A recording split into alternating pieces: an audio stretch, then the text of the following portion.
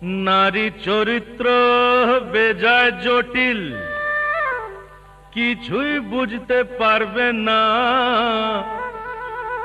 ওরা, কোনো ল মানে না, তাই ওদের নাম ললনা। বলছো কি?